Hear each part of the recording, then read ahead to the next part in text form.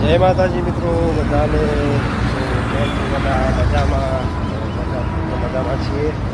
તો અત્યારે આપણે છીએ નંદાસણમાં. અહીંયા એરંડાની મિલ છે, ત્યાં આગળ આપણે ગાડી અનલોડ કરવાની છે. આપણે ગાડીમાં એરંડા ભરેલા છે, તો તમને અહીંયાનું દ્રશ્ય બતાવું. તો અહીંયાનો આવો નજારો છે.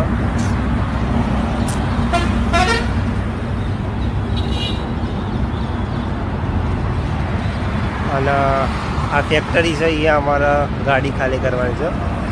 તો આપણી ગાડી પહેલા નંબર પર છે.